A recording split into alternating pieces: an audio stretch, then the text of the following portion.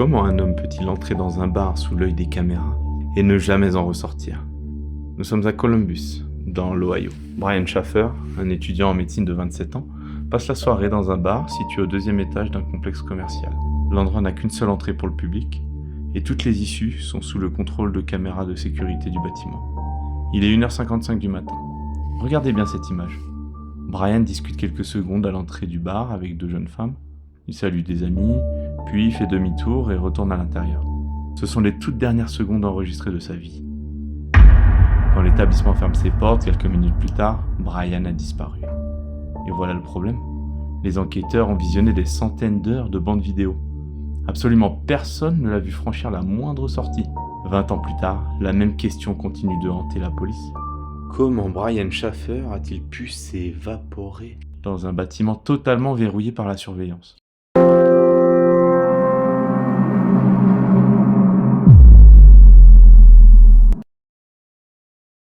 Ce vendredi 31 mars 2006, Brian veut juste décompresser. Il traverse une période éprouvante. Sa mère est décédée d'un cancer 3 semaines plus tôt et ses études de médecine lui demandent un effort colossal. Avec son ami Clint, ils enchaînent les verres dans le quartier étudiant pour fêter le début des vacances de printemps. C'est ce qu'on appelle le spring break aux États-Unis. Vers minuit, une amie les rejoint. Le trio finit sa tournée au Ugly Tuna Saloon, un bar très fréquenté au 2e étage. À 1h50, au moment de la fermeture, le bar est noir de monde. Clint et Meredith cherchent Brian dans la foule pour rentrer, mais il est introuvable. Après l'avoir attendu dehors de longues minutes, ils pensent qu'il est reparti seul et ils finissent par rentrer. Ce n'est que le lundi suivant, lorsque Brian manque son vol pour le Mexique, où il devait partir avec sa fiancée, que l'alerte est officiellement donnée. La police de Columbus passe immédiatement les bandes vidéo au peigne fin. Et là, c'est le choc.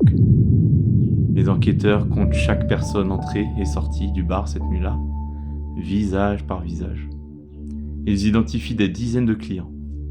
Mais alors que le nombre de personnes qui sortent correspond au nombre de personnes qui sont entrées, Brian, lui, manque à l'appel.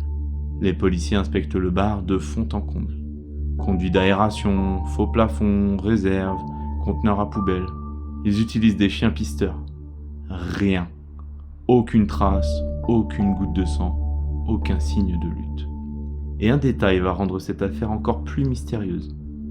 Pendant les 6 mois qui ont suivi sa disparition, le téléphone portable de Brian a continué de sonner lorsqu'on le composait.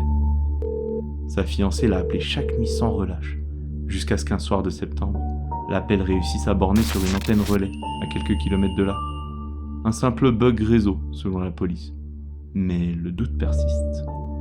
Face à cette impossibilité physique, 3 hypothèses majeures s'affrontent aujourd'hui. Piste 1, la fuite volontaire.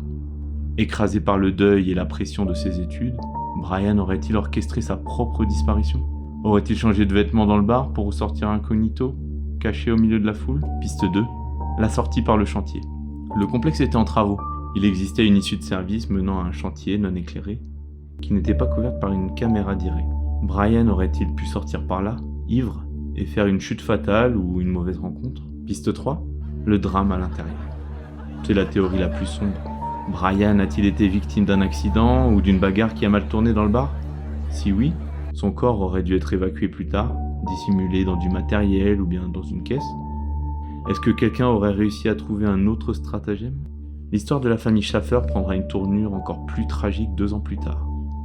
En 2008, le père de Brian, Randy Shaffer, meurt brutalement, frappé par une branche d'arbre lors d'une tempête.